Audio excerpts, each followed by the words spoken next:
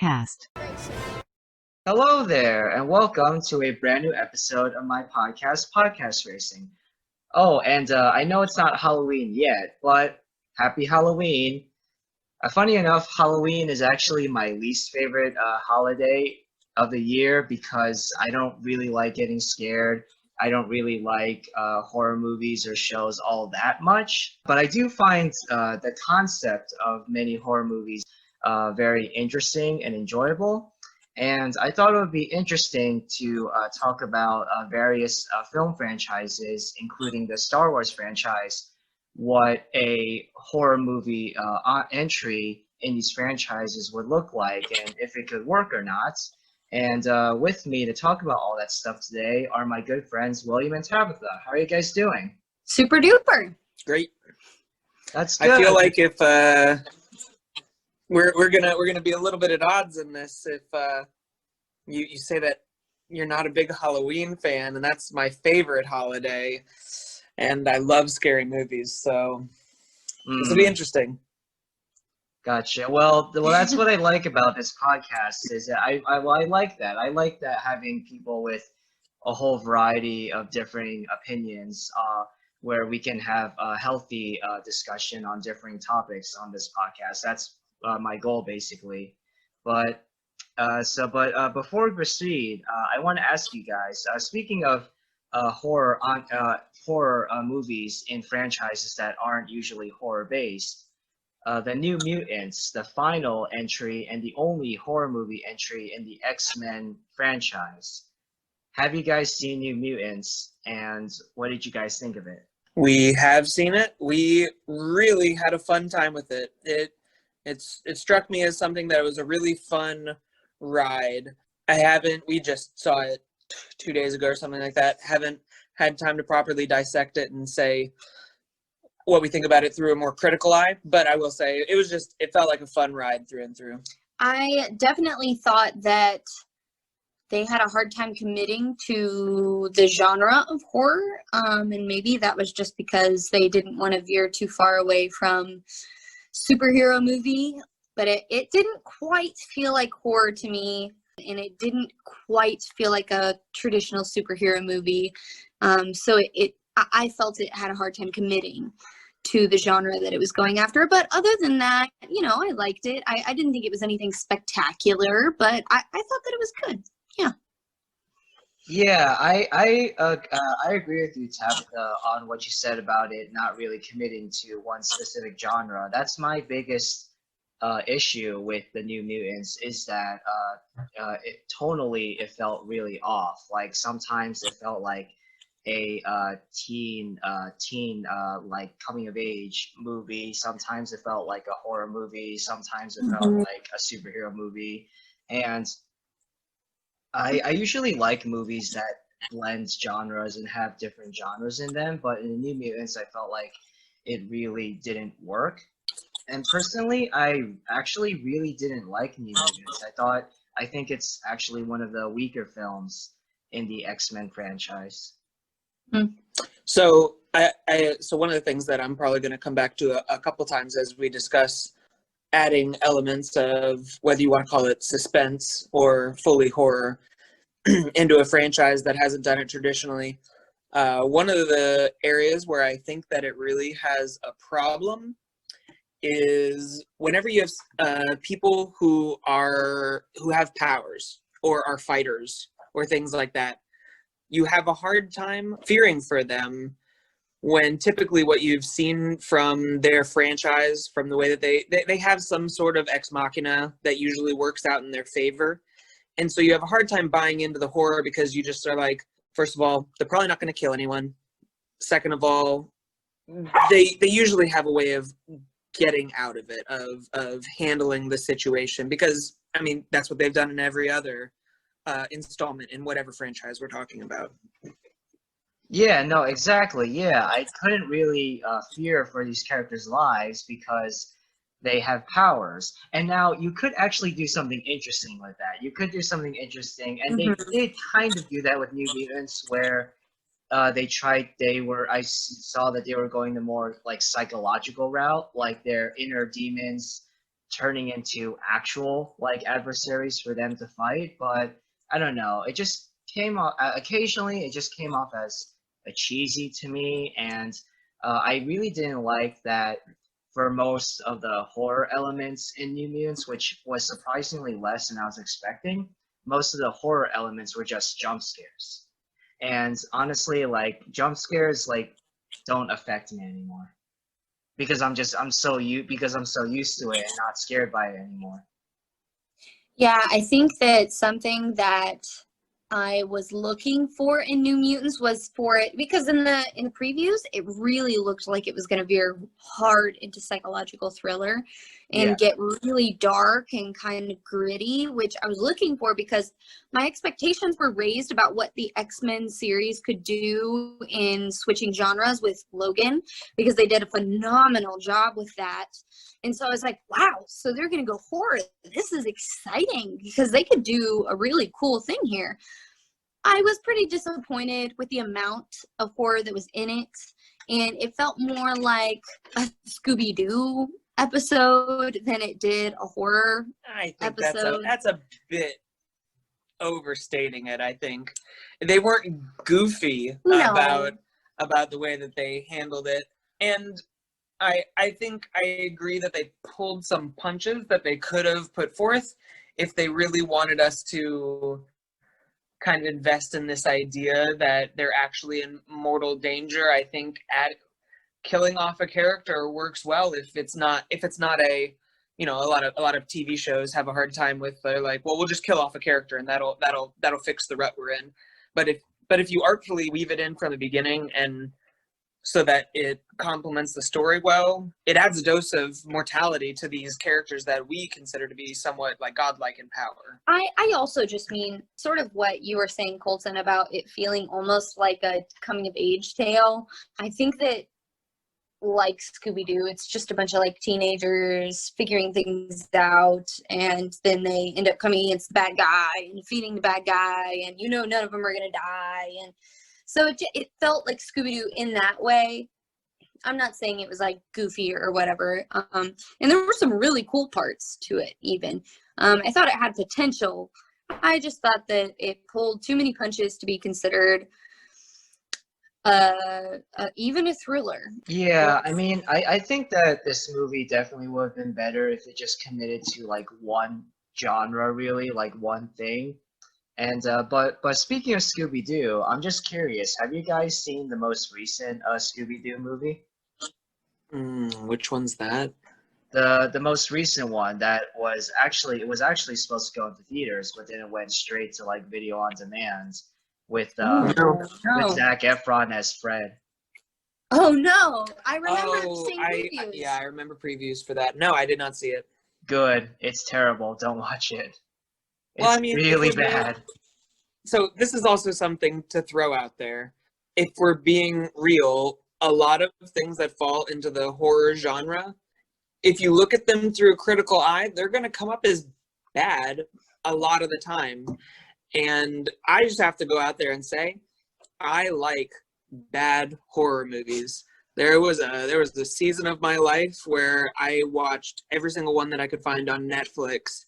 It was you could call it a guilty pleasure for me or whatever, but the like low budget horror movies were really the niche that I was looking for. Sometimes I think that the low budget horror movies can be interesting because they just don't have to deal with the sort of red flags that big like industry horror films have to deal with, where it's like, no, if you don't have this certain number of jump scares, like it's not going to be a successful film, or you know, they're a little more concerned with making money, I think. But when you got those low budget films, you know, it's going to be kind of cheesy, and you really don't know what you're getting into. Yeah, it could be, gosh, just anything. Yeah. So personally, me, as someone who both doesn't like to get scared that easily, and as someone who doesn't like to get scared, and someone who likes like watching like movies with good filmmaking qualities, if I'm gonna watch a horror movie, I want to watch a horror movie that not only has good filmmaking, but also has like theme or a moral or message behind it that like really is amplified through the horror and really makes me think about whatever the moral or message is. The recent horror movies like Hereditary. Like I know you guys aren't fans of that movie, but that movie made me like really think. There's this Korean horror movie on Netflix called Train to Busan. It's a zombie movie, but the zombies are like but the zombies are, and also how like the regular people react to zombies. It's all like a metaphor for like how we treat people and treat each other in terms of like class. And I really like horror movies that like have a theme behind them, and to me the filmmaking matters as well. And sometimes I like watching bad movies, like movies that are, despite the bad filmmaking, they're enjoyable. But for the most part, when it comes to horror specifically, I want to watch something that's like really well made, and you can tell that the filmmakers like really tried. You just made me think of The Quiet Place when you were talking about this, Yeah, because me too. I thought that it was such a good film. It had a lot of good messages in it about like family and what it means to sacrifice and like what love is. And also anytime a woman gives birth in a horror movie, I just can't. It's so terrifying A- to me. as great as A Quiet Place is, you gotta admit, it was really dumb of them to, have another kid with all these creatures out there. Yeah, their methods of preventing it might have been slim. True. They Yeah. had a hard enough time feeding themselves, let alone getting a box of condoms, you know? In a post-apocalyptic world, I don't think there's birth control or anything like that. So No, I gotcha. But are you guys looking forward to seeing the A Quiet Place 2 that comes out in like 2024 or whatever? I mean, definitely am. I certainly am. I'm nervous that it's going to fall prey. No, I'm optimistic, I'll say, that it won't fall prey to a lot of the sequel sins that so many movies get sucked into. I'm optimistic that it won't, because of how well they did the first one. I'm optimistic that they'll be able to work with it and produce something of quality. Yeah, I was no, I hope so too. I actually really liked the trailer. Cillian Murphy is in it, and I think he's a fantastic actor. And I was kidding about the whole 2024 thing. It's supposed to come out March of 2021, but with the virus, who knows if that is gonna stick or not. But Yeah, I also like Cillian Murphy. yeah, but the title of this video is Star Wars horror film, good or bad idea. But I want to talk about uh, other possible, film franchises that could possibly be benefit from having a horror movie entree in it. But the title of this video is about Star Wars, so I want to ask you guys: do you think that Star Wars, especially the state of Star Wars, the film franchise in which it is in right now, do you think it could benefit from having a horror movie spin-off or something like that? So I think one of the things that's going to qualify a series or a franchise or anything to, I think, have a believable element of horror or suspense in it is going to be how well-rounded the world is that they've created. If they've created a world that has a lot of depth to it, then you already have wonderful things that you can use within to pull horror aspects out. You look at the wonderful world building of Avatar: The Last Airbender, and then you have the suspenseful blood-bending episode that felt like it had a lot of horror vibes to it. A lot of the monsters, and like I was terrified of the Sarlacc pit for I can't tell you how long when I was growing up. That's some scary stuff right there. I feel like it could go very well. They have the framework to make something happen, and I think they've poked at it a few times. We had the Mandalorian episode where it's really kind of like a reverse horror film, because our protagonist is the one stalking them, but he's on the ship. Yeah, that was really good. It had the right vibes to go in the right direction for it. So I think yeah, something good could happen Yeah, The Mandalorian actually gives me hope. Again, similar to X-Men, they took a good series and they made it into a Western and it worked. And I think if Disney has the balls, they could do a really good horror with this. I think they could do good psychological thriller because we know that Sith and Jedi can, like get into your mind. I think that they could do things with the monsters, so they could do a monster movie if they wanted to. They could do something like with hunters and the bounty hunters and things like that. Like there are a lot of potential opportunities to create either a whole horror film or just like a horror episode similar to like what we were talking about in The Mandalorian, where it sort of gave those horror elements. So, so personally, I don't think that we'll ever get a horror movie, a Star Wars movie, because I don't think that Disney has the balls to take such a big risk like that. Yeah. Considering what Rise of Skywalker turned out to be, and there's all these rumors of behind the scenes trouble and story issues with The Mandalorian season 2. So yeah, so I don't know if Disney will actually have the balls to go through that. And also what happened with Doctor Strange 2 and the director Scott Derrickson, who directed the first Doctor Strange, but prior to that he directed all these low budget horror movies, which weren't that good, but but honestly, like it's funny actually, Doctor Strange is his first non-horror movie. It's his first movie with a big budget, but that's, in my opinion, his best movie. But Yeah.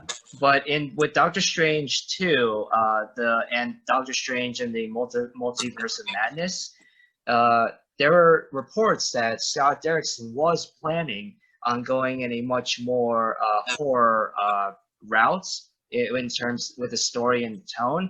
But Kevin Feige didn't really like what Derrickson was doing. He thought he was leaning too much into the horror, which was the point.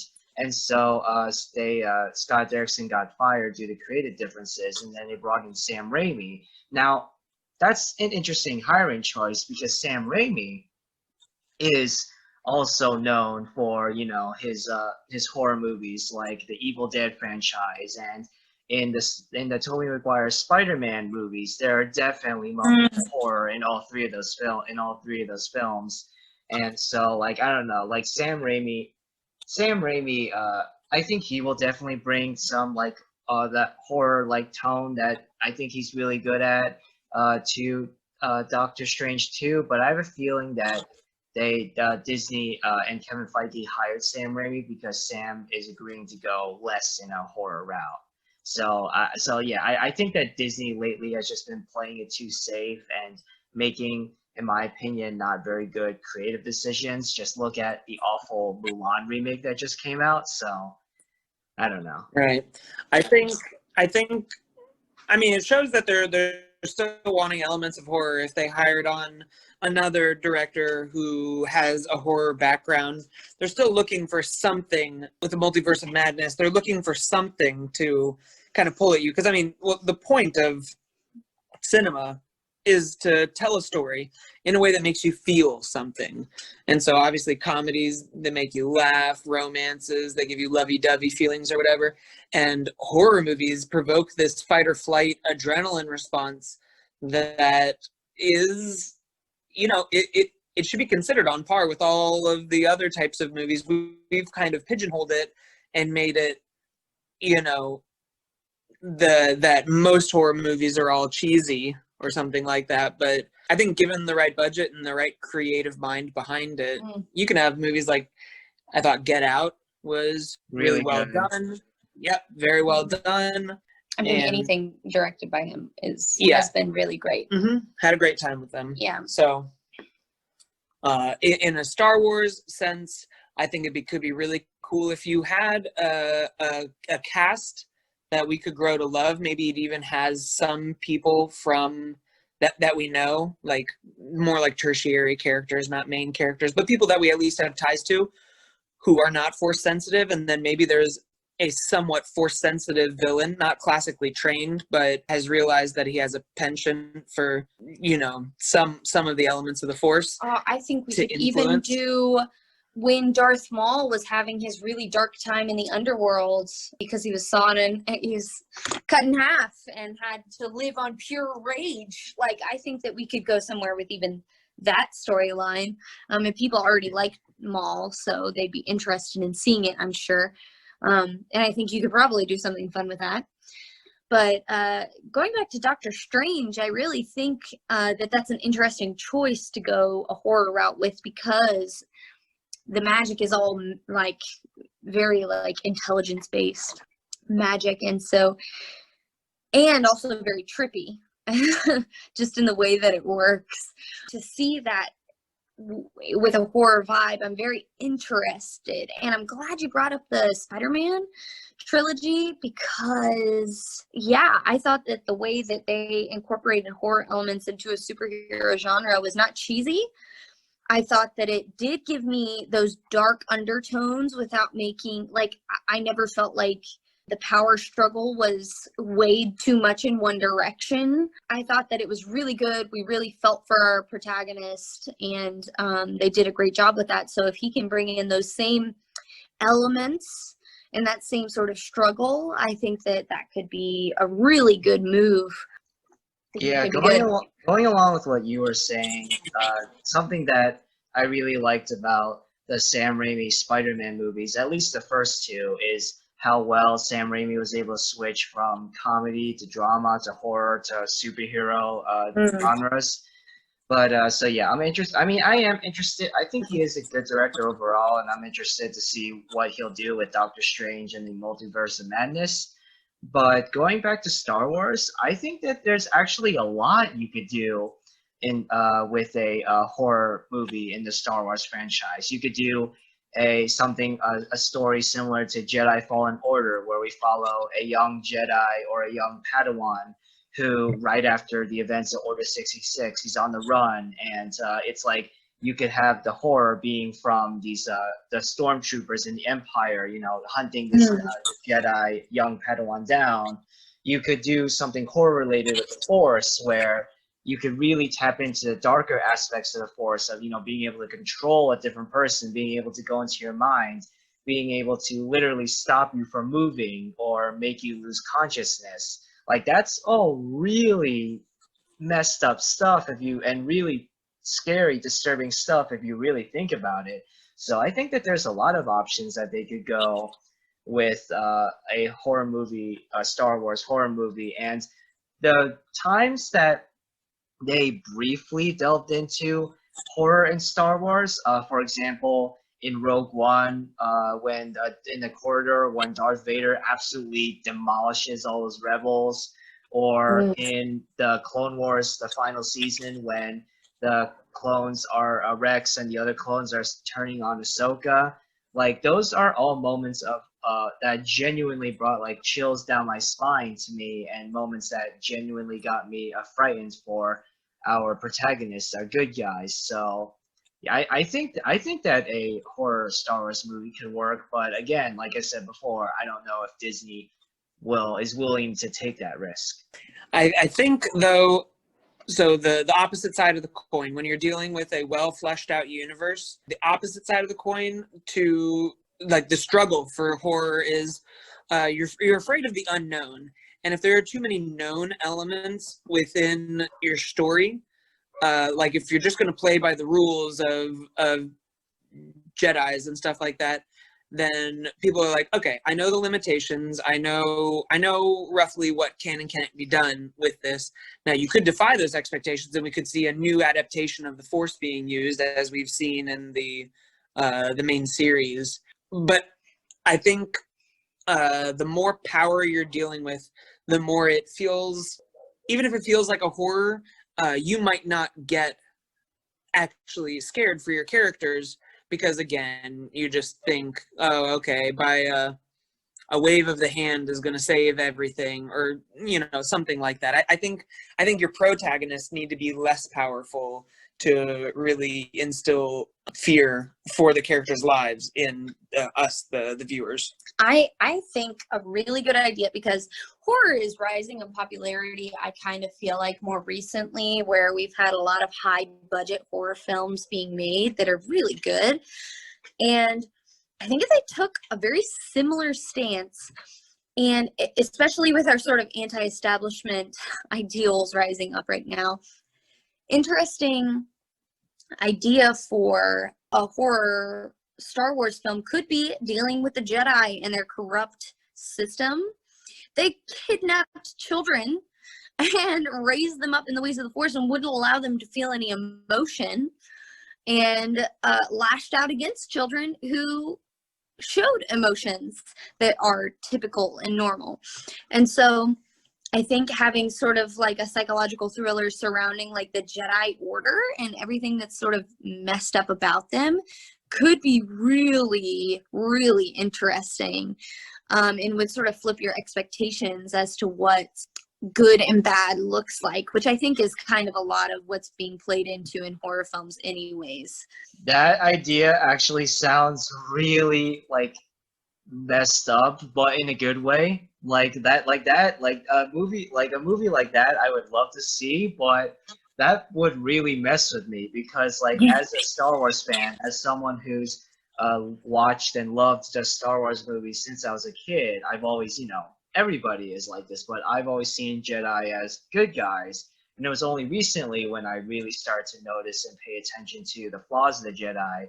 So to see a movie where the Jedi are straight up awful people and villains to these children, oh God, even just saying that is bringing chills down to my spine. So I think that that's a really good idea. But again, Disney would never do something like that. Well, Disney, if you want to hire me, $30 million is my going rate for a consultation. So thank you. Oh man, but yeah, no, I think that yeah, just like that idea, and I think there are so many ideas that you can do with a Star Wars horror movie. But I want to ask you guys, do you think that there are other movie franchises out there that could benefit from more of a horror or thriller vibe, or like something like that? Well, like you just said, there's so many things you could do with the Star Wars universe, and again, I'm going to say it's because the universe is so well thought out already. I mean, I could see. I mean, I'm just throwing this out here because I think that this universe is fine being laid to rest where it is, but something like a Lord of the Rings, like we generally you got horror vibes whenever like the ring wraiths came for them and stuff like that. I think they did a very good job there. To younger viewers, I'm sure that was absolutely terrifying. So not that I'm saying we should drudge up something that's kind of been laid to rest after The Hobbit, but I could see some very good suspense or horror coming out of that universe. Yeah, I mean, yeah, like, well, Lord of the Rings was directed, and Hobbit, they were all directed by Peter Jackson, who, prior to making the Lord of the Rings movies, he mostly made low-budget horror comedies.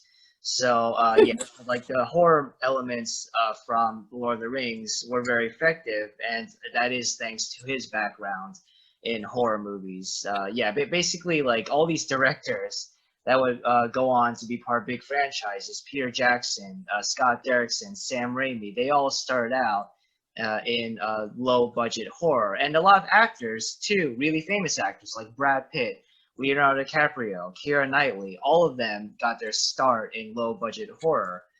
So, like I am very critical of low-budget horror overall, but it introduced a lot of great actors and filmmakers. So. Exactly. So that's what I say to everyone. If you doubt whether they're good or not, look at what they've done for us. Yeah. A series that comes to mind, and perhaps it's just because Doug Jones has been on my mind recently, but I think the Hellboy series, the old school one, I just prefer it personally. I think that would have really been cool to have more. They already had sort of horror elements, but to really dive in, I think they would have done well with a horror movie, period. I just really like those films. Some people don't think they're cheesy, but I really like them.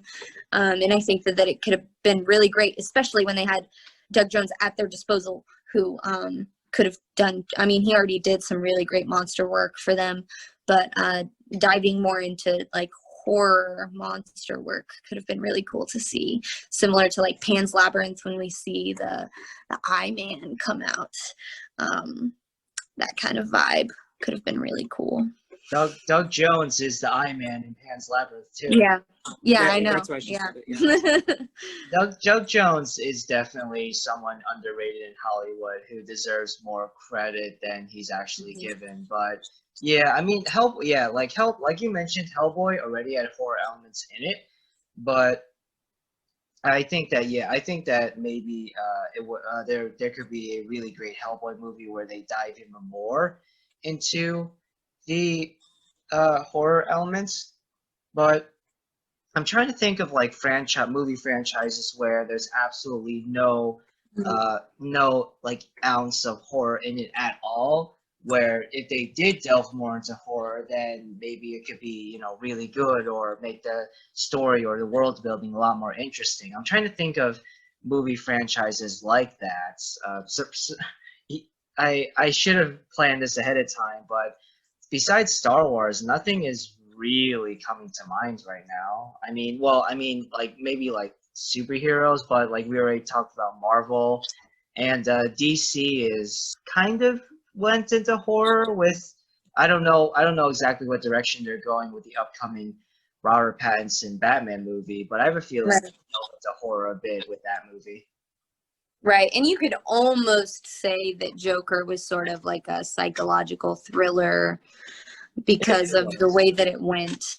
It was definitely like hard drama, but also very scary in some instances. So yeah, and I think they did a good job with it. But Batman's always kind of lent itself to the horror genre because it's sort of dark and grimy, and you know, Gotham it's lawless, so anything's possible.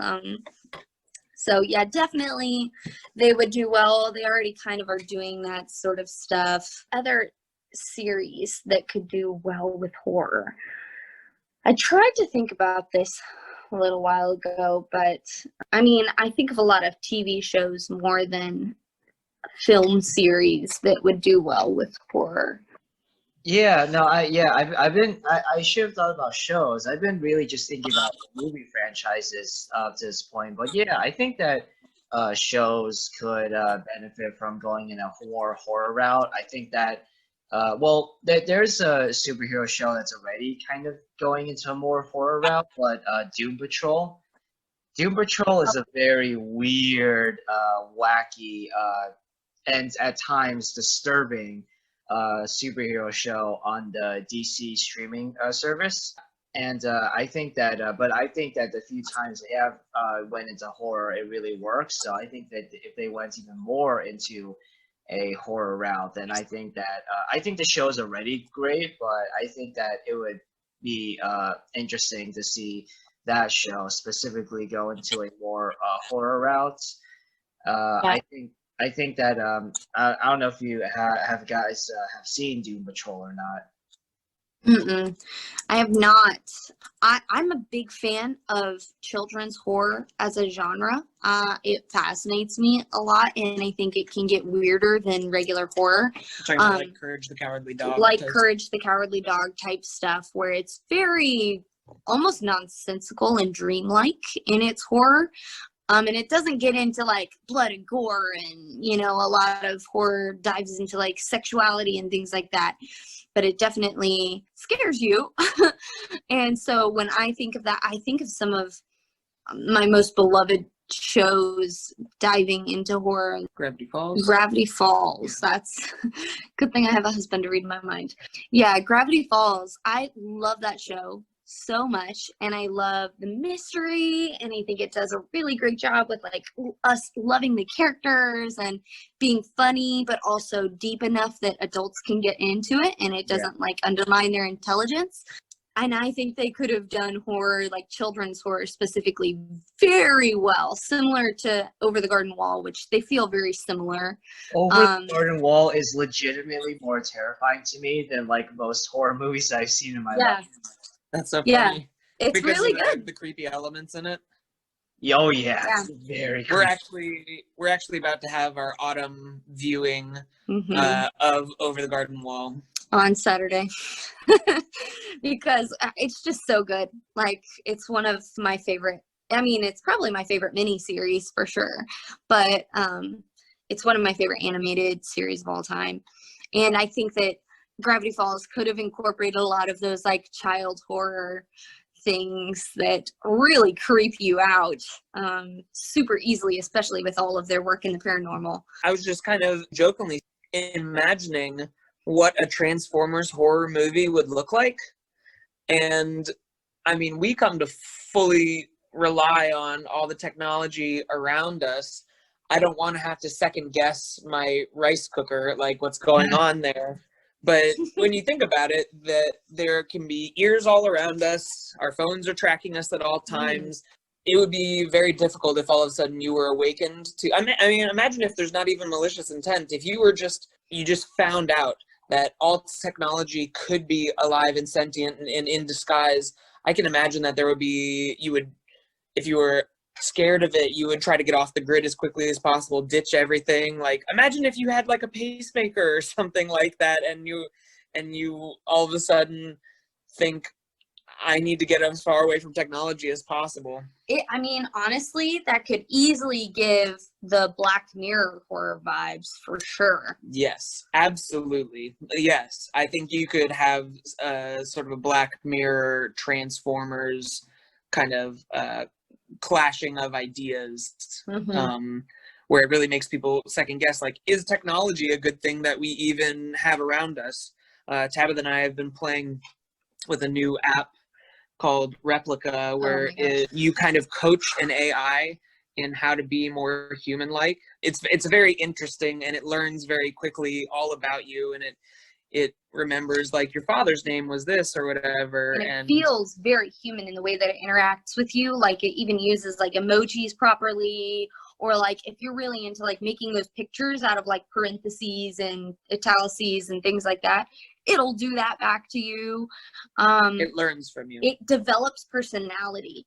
And so I could see using AI or the Transformers literally being intelligent technology. I could see that definitely playing into horror because it's just so creepy. Yeah, to think yeah, that your that technology could be human. yeah, that is definitely creepy to me. I mean, their technology, they're already listening to us. I don't know if you guys seen those like cell phone videos or whatever on YouTube of like people's like Alexas or Google Minis like suddenly start like laughing or just saying like weird stuff. So yeah, I mean, technology is already is kind of already alive. I mean, and like all these corporations are already listening to us. So yeah, I think that they could do something like that with Transformers for sure. But going back really quickly about Over the Garden Wall, just yeah, like Over the Garden Wall, I'm definitely gonna rewatch that too at some point. And Over the Garden Wall is actually and Doom Patrol are both actually on HBO Max. And also on HBO Max is another Cartoon Network show called Infinity Train, which that show is about a train that goes on forever. And basically, if you've like done something really bad in your life, or if you have a lesson that you really need to learn, then you're literally like teleported onto a train and you can't leave until you've learned that lesson and your number goes down to 0. Like you get a number depending on how dire your situation is, and the closer you get to learning your lesson, the closer the number goes down to 0. And once it goes down to 0, then your number goes away and you get to leave the train and go home a better person. And Infinity Train definitely goes in a horror route for sure. And despite it being a kid show, a Cartoon Network show, also now on HBO Max, it also has some really disturbing moments in it that I don't think kids should watch, to be honest. But I think like Over the Garden Wall, it's a great show that is meant for kids, but it does get really creepy and disturbing at times. And I recommend you guys check out Infinity Train as well. I think that was really good. There are 3 seasons in total, and each season just gets progressively like darker and darker. It actually reminds me of the original idea for Over the Garden Wall. I don't know if you know about the journey that they went through, but it was supposed to hit air a long time before it actually aired. And one of the original concepts was that they were on a train, and they thought they were heading towards death, but it was just going to help them become a better person. So I wonder if this is sort of a spawn off of the same minds that created Over the Garden Wall. That'd be interesting. Well, I know that Over the Garden Wall was made. Well, the head creator was one of the main writers for Adventure Time, which also definitely has horror elements in it at times. And Infinity Train was made by one of the head writers from Regular Show, which also like Oh yeah. all these Cartoon Network shows like really delve into horror at times. Like dang. Dang, I feel like I feel like more than entertaining kids, their goal is to traumatize kids with certain scenes. Think about the 90s shows, though. Well, what I think of, I think there were people who really thought that they wanted to tell a story over a specific medium, that medium being cartoons. At the time, cartoons were just for children. There wasn't an adult audience until our generation grew up and continued watching cartoons. There wasn't an adult audience for cartoons, so if they wanted to tell it over the medium of animation, they still had to market it towards kids, even if it wasn't necessarily kid friendly. Well, he's talking about a newer series, right? Yeah, I am talking. Yeah, Infinity Train is a very new show. The first season only premiered last year.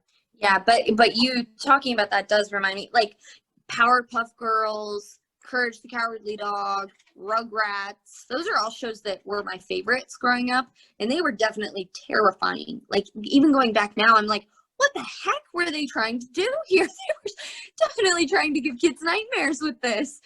Even the way that like characters are drawn, just like super disturbing and spooky.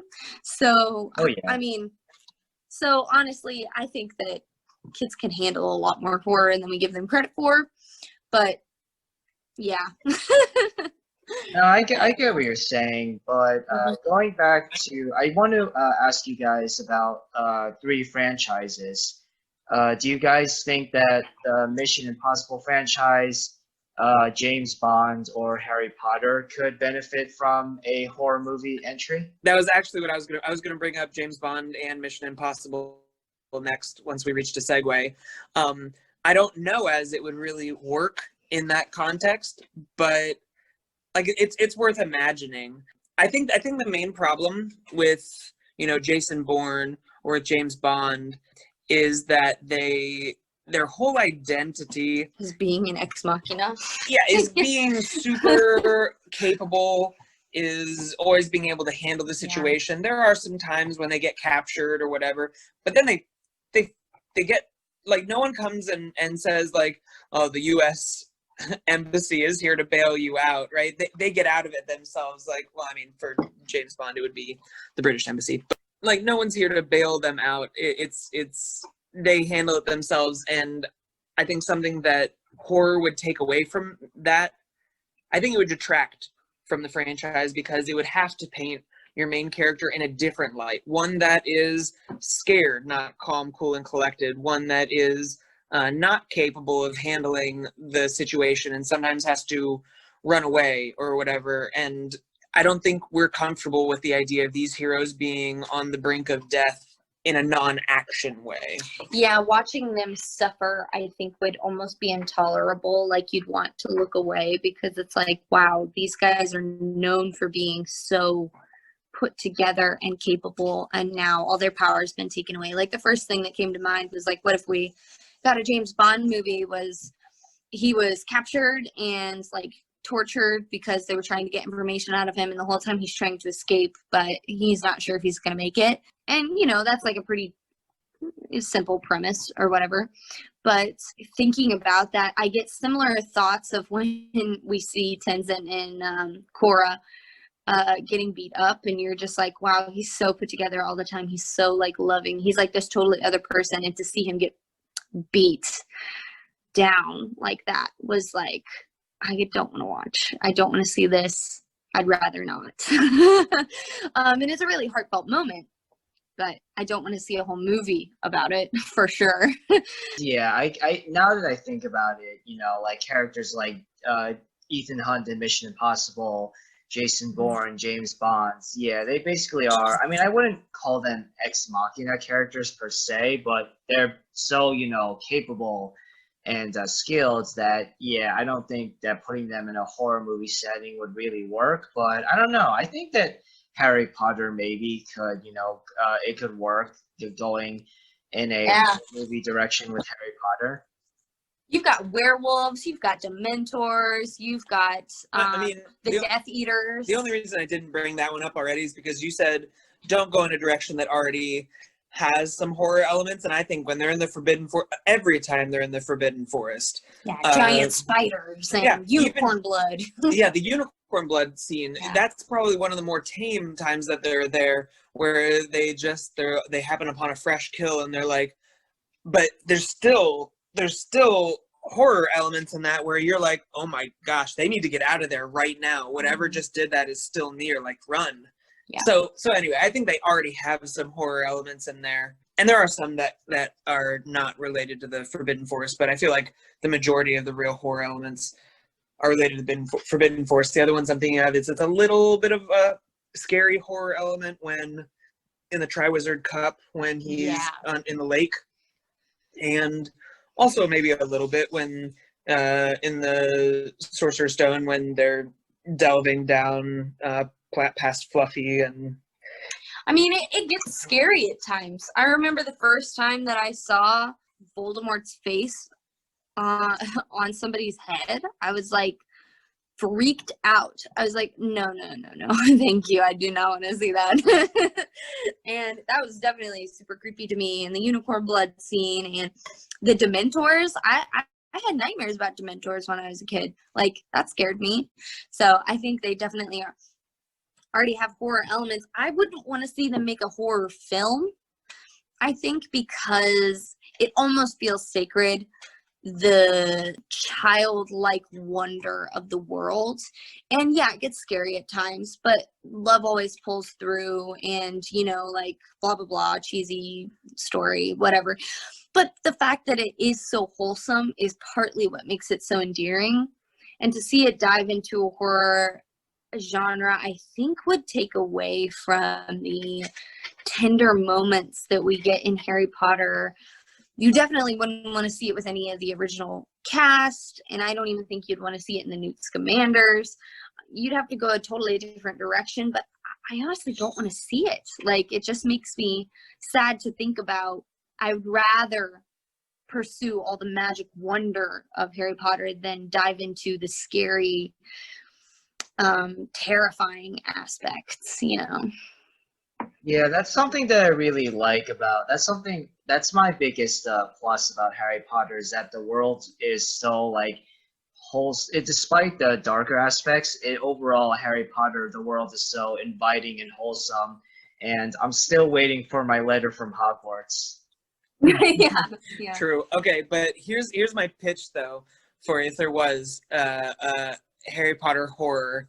I think it would be so great if a Muggle accidentally found his way into like Nocturne Alley or something like that, and he has no basis for understanding of what's going on. Kind of like when you see Dudley like having to deal with Dementors and stuff like that or whatever. Like, he's terrified, absolutely terrified. I would love to see a Muggle with no understanding of what the wizarding world is accidentally stumble into all of this, and it's just horror upon horror. Because even the parts that we think about that are like, oh, that's so cute, like the bus that has a shrunken head in it or whatever, like, or we see skulls and we see cauldrons and we think of it through the lens of witchcraft and wizardry. But to someone who has no clue what they've stumbled into, they could be like, is this human sacrifice? Is this cult worship? Like, what is going on here? Something that could be interesting is you see in Newt Scamander sort of like they're afraid to let the Muggles know that there's magic for their own safety because of like witch trials and things like that. What if we saw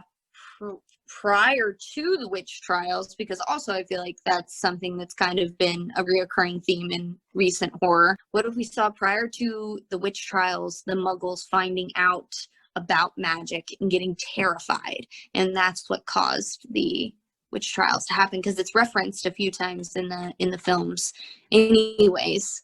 So I think that could be really interesting. If they were to go into horror, I'd want to see something like that, not a wizard that we know getting overwhelmed by darkness. Yeah. I think if they were to go into a horror movie route with Harry Potter, then your idea about a Muggle's perspective on wizardry and witchcraft would be a lot better route to go than just a wizard, going dark and becoming a Death Eater or whatever. We already got that with Draco Malfoy, basically. But I want to wrap things up soon. So one final question I want to ask you guys is a pretty simple one. What are some of your favorite horror movies, or what are some horror movies that you like that you may have recently seen? I think one that I'll always say is my favorite is, I really like Cabin in the Woods. I think that the way that they handled the genre so smartly and so self-aware, while at the same time still being goofy and cheesy the way that we expect these kind of B-rated horror movies to be. I love their execution. I thought it still had the appropriate amount of jump scares or whatever. Like, they had the 5.5, I don't know, jump scares or whatever the Hollywood standard is. Like, they were so meta about it. Yeah, as someone who already enjoyed lots of horror movies, seeing something that was so meta but high budget and well done made me really happy. Yeah, that was a pretty good film, definitely. I don't know if I have a particular favorite, and I think this is what you'll get from me anytime you ask my favorite movie, but some of my favorites are some of the more recent ones, I think, because they cater to my personal fears, and they've also been really well done, are things like A Quiet Place, Get Out.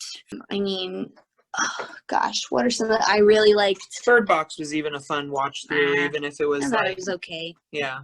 But I really liked, what's that one with the sexually transmitted demon? Yeah, It Follows. It Follows. It Follows it's a surprisingly suspenseful ride all the way through, because it took a completely different look at what can be scary. What's scary? The thing that chases you down and like is super fast? No, the inevitable creeping, like something that walks. Almost like Jason, the way that he doesn't ever run after his victims. He just sort of like speed walks at them, and you're like terrified about it because he's slowly gaining on them. That's sort of the vibes that you get from that film. Also, I really like that it kind of takes place in another world, another time, but it's really ambiguous. I like that because some of the things that I have a hard time with in horror is like, if it gets too real, sometimes it loses me, either out of just like it stops being like enjoyable and I start actually thinking about like scary, sad things that happen all the time, or it just like doesn't feel scary enough to me. But when you take me to a different world that you've created for the purpose of horror, that's when I have a good time a lot of the time. I mean, like all the movies I just listed do that same thing. Get Out kind of takes place in a place similar to this, but it's definitely kind of dystopian as well. Quiet Place is post-apocalyptic. So, yeah, I like those sort of otherworldly horror films. Yeah, no, me too. I really like I really like movies in general with great filmmaking, but yeah, movies that have great world building and are realistic but not too realistic. I enjoy that aspect in horror movies the most. Like the aspect in horror movies I personally enjoy the most are when there's a really great moral or message behind the scares or the horror. But I mentioned before this Korean zombie movie called Train to Busan. It's on Netflix, and I highly recommend you guys check that one out actually, because I think that one's really good, and it has a good like message behind it about how we treat people and how we view other people. If you are interested, Colton, it just reminded me of this because you said you like something that's horror with a message. I have a very interesting movie in my possession. I didn't think there was something that existed like it, but it was gifted to me. I have a Christian horror movie. I'm just probably going to leave it at that. It's called House, I think, or The House or something like that. Anyway, I have it. I can let you borrow it at some point if you'd like. Well, it's something, a genre that you didn't know was out there, but then you find out about it. Another surprising one that I like, you saying The House kind of reminded me about this because it's like Some Address, essentially, is the name of the, I can never remember the titles of horror movies, but it's essentially the one where it's got the guy who plays Pacha in Emperor's New Groove. John Goodman. John Goodman is like the bad guy, kind of, and like there's this girl who lives in a basement, and she thinks that she's like, the whole thing is you think the whole time she's being held captive. That movie is called 10 Cloverfield Lane. Yes. Yeah, Cloverfield Lane.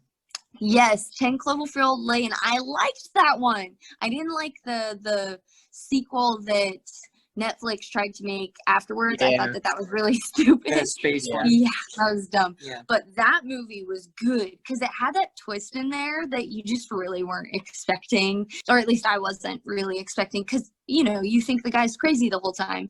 So when you find out that he is not crazy, like that.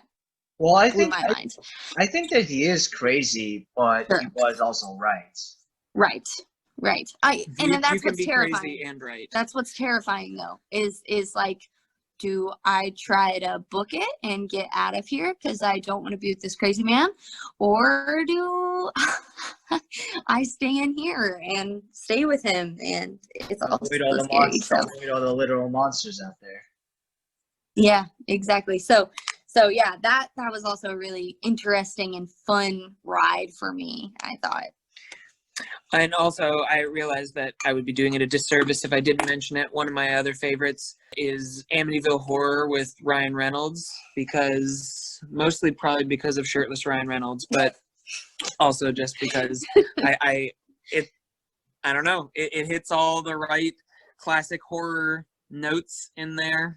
Yeah, you really like quintessential horror. Like I do. It needs to feel like a teen thriller to you a little bit. There's an art form there, okay, Mm-hmm. and it needs to be preserved. Yeah, I don't think I have any interest in watching the Ryan Reynolds Amityville horror movie because it's probably a remake of the original. It is a remake. It is a remake. Yes, Ryan Reynolds wasn't acting in the 70s. I think he was just born in the 70s. So correct. It is a remake, but as on the plus side, young Ryan Reynolds without a shirt, he's pretty cut. And am I appealing to you at all? As attractive as Ryan Reynolds is, I'm not interested in watching that remake. But I actually have watched. I remember through our mutual friends Tim and Carrie, who have been on the podcast before. I think I was able to. I think you lent them the DVD for House, and then they lent it to. Oh yeah, yeah, that's right. Yeah, and then I actually was I was able to watch it, but I never told you guys my thoughts on it. It's not good. No, it's not. It's not. It's bad. I wasn't gonna say that. I wasn't gonna say it until you watched it. But if you if you already watched it, it's bad. It's really really bad. It's so bad. It's not. I guess. I don't know if I'd call it one of the worst horror movies I've seen because I've seen some really bad ones, but it's Sharknado. It's like bottom 20. Yeah, I mean Troll 2 is up there. Elevator, whatever that one we watched in Spanish was also just trash. The Platform. So dumb. It was awful. It tried to be intelligent and then just absolutely wasn't. It was an excuse to watch cannibalism and that's it. Which, I mean, sometimes you want to watch cannibalism. The Platform on Netflix, right? Yes. I haven't seen it. It's been on my watch list for months now, but you do think I shouldn't watch it? It's not really worth your time. I mean, what are your thoughts on cannibalism? Yeah. I do not like that. It Oh, tries well then, to yeah, be skip that. it tries to be intelligent and it tries to have a message, but ultimately falls flat in every attempt. And like they tried to have like a messiah figure and it didn't really work out. And they tried to have anti-establishment views, didn't really work out. So it's like it's stupid. And if you like gore, maybe you'd be into it. There's a lot of gore porn in there. Yeah, I'm not really into it. And I am mostly open-minded about horror films, and I don't mind gore, but Oh, wait. Before we're done, we didn't talk about In the Tall Grass. oh my gosh, In the Tall Grass was so fun to watch. that was weird. It was super weird. Have you seen it? In the Tall Grass is garbage. No, it was so much fun to watch. It was No, really it wasn't. weird. It was boring and stupid. It was really weird. Oh, were you there with our watching of In the Tall Grass? No, I was Oh. with you guys for Krampus, but not in the Tall Grass. Oh yeah, that's right. Krampus, come on, we're No, passing over all these gems. What's the one we just watched? Did we The just watch? Halloween one with like the different stories that happen to the different kids. Oh yeah. That's Trick a or great- treat. Trick or Trick or Treat. treat is very fun. Solid Halloween flick. Probably my favorite like horror Halloween time because it hits on all like scarecrows and jack-o'-lanterns and like hits on all of it. I just really love it. Well, So- then also the movie that we just watched with the book that comes to life. That's the one that I was talking about. Oh no! I was talking Oh. about Trick or Treat. It's a different movie. Not Trick or Treat. The one but Trick or Treat's also solid with all the different stories. Yeah. But the one where they write stories, she writes stories in the book and they come true. Yeah, we just rewatched it, but the name is escaping me. Yeah. Hey, viewers, you know what we're talking about. It's super good. That's actually my favorite fall time flick for Halloween. I don't know the name of that stories book, that stories movie that you're talking about, but Uh-huh. Trick or Treat I have heard about, and it has been on my IMDb watch list for a while now, so I will watch it, probably sometime soon for the Halloween season.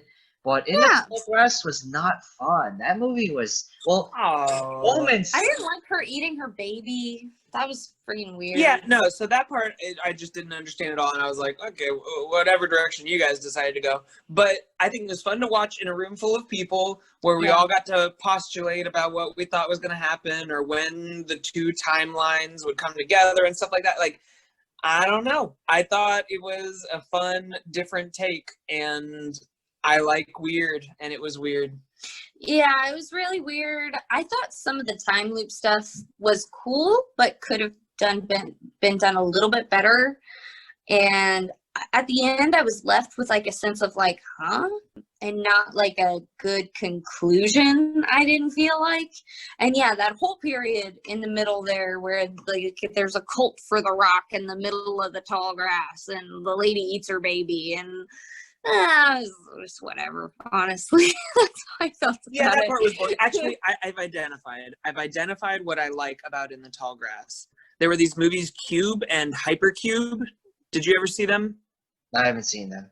Okay, well, particularly Hypercube is the one that I care about the most, and it's this I don't know, this tesseract of a extra dimensional place that you can wander from room to room, and you always have like each of the cardinal directions has a direction you can go, but going into a room, you don't know where you are in time or whatever, and you'll end up running to old versions of yourself or future versions of yourself, and the group splits and then comes back together or might team up with future versions of themselves. Anyway, it's a really trippy time suspense movie that really ultimately comes down to, are we going to eat each other, as a lot of those survival type things come down to. But In the Tall Grass reminds me of that. I think that Hypercube did it better, but because I also am not that big on the rock cult and all of that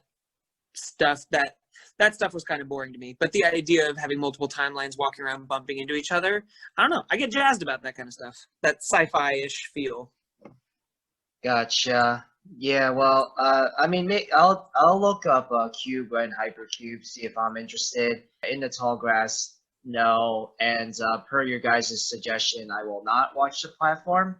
But one last question I want to ask you guys before we end things. Do you think that I have another interesting question? One last question. What about the reverse? Do you think that there are horror film franchises out there that would benefit from going in a more light-hearted tone or satirical tone or comedic tone or stuff like that? We see a lot of that with the classic horror films and things like Scary Movie. You see them sort of make fun or pick fun at the traditional scary tropes. Yeah, but hopefully, I was thinking something better than Scary Movie though. Yeah. Yeah.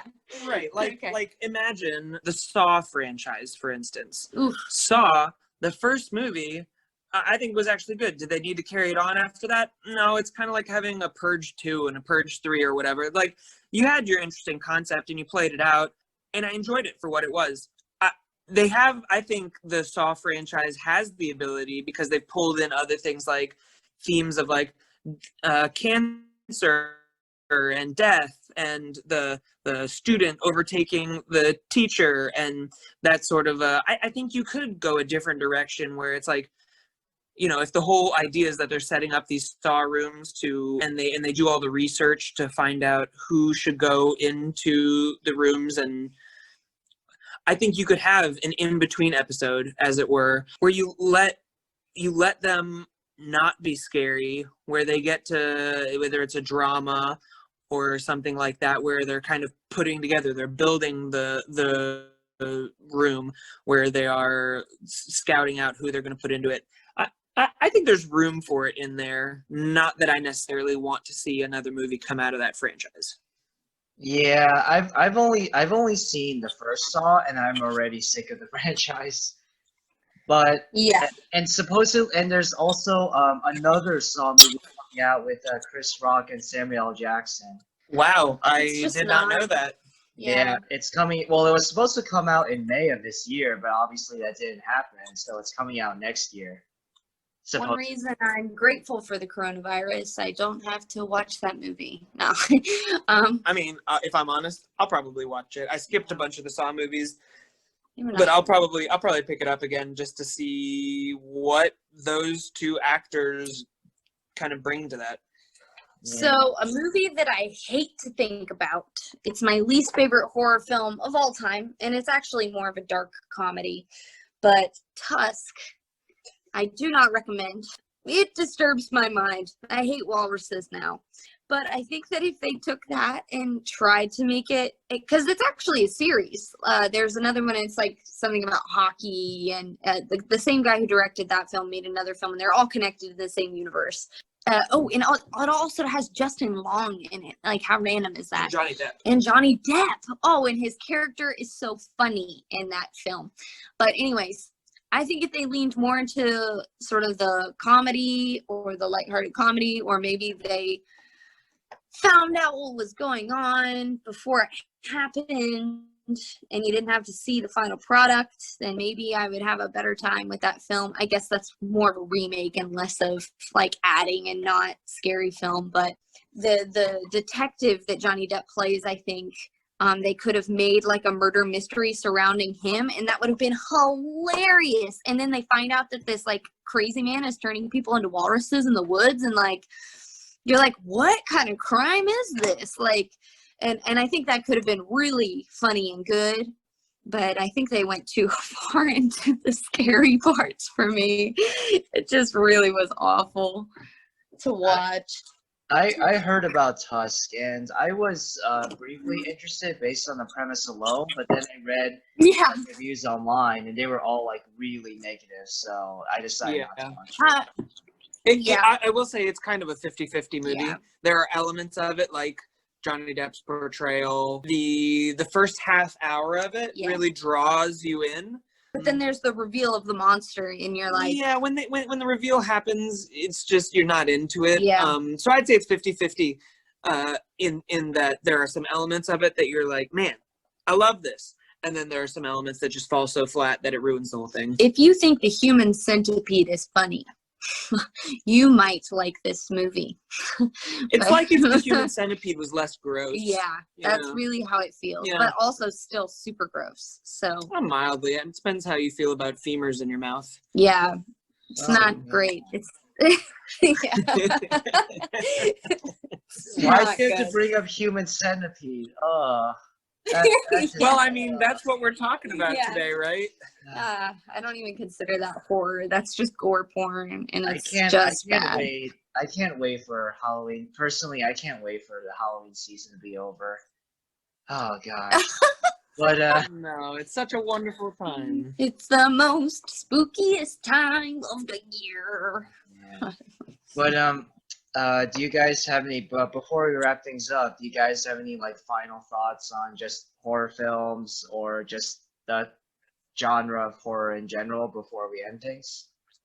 I mean, like we talked about earlier, so many good things have come out of horror movies, if not the horror movies themselves. Mm-hmm. I just think that we all need to do a good turn and thank a horror movie in our lives because of what they bring to our cinematic screens. Yeah, and I think message to all horror movie creators: keep making intelligent horror movies, because I just really have been enjoying them, and I like what I've been seeing come out of the horror genre recently. Yeah, and I will say that even though I don't like horror overall, some of my favorite theater experiences have come from watching horror movies. Like when I watched Midsommar or The Lighthouse in theaters. Those were great experiences to me because not only did I enjoy watching those movies, but also because afterwards, I was the only one who liked it, and the rest of my audience was just like, "Huh? What? Um, huh?" So yeah, basically, I remember seeing Midsommar on my own, but The Lighthouse with our friends Tim and Carrie. And afterwards, we talked with other people in the theater who saw it, and they were like, I did not like that at all. And we were able to compare and contrast our opinions. I liked it, they didn't like it, so yeah, it was. That was very fun to me. So overall, I am appreciative of the horror genre. It's just not a genre. But it is my least favorite genre in film overall. Not that I hate all of horror. Not that I think that they should never make another horror movie again in Hollywood. I think that they should, but it's just overall a genre that's just not really for me personally. That's okay. That's how I feel about romance. Yeah, I think romance is like my second, romantic comedies are like my second least favorite type of movie. But yeah, I want to thank you guys again for being on the podcast. I really appreciate it. Yeah, no Yeah. problem. Anytime you want. Always fun. Yeah, I really appreciate you guys coming on and talking about horror movies and possible horror movies in Star Wars or other franchises with me. And I want to thank all of you out there for listening to another episode of my podcast, Podcast Racing. Thank you guys again, and I'll see you guys soon. Bye.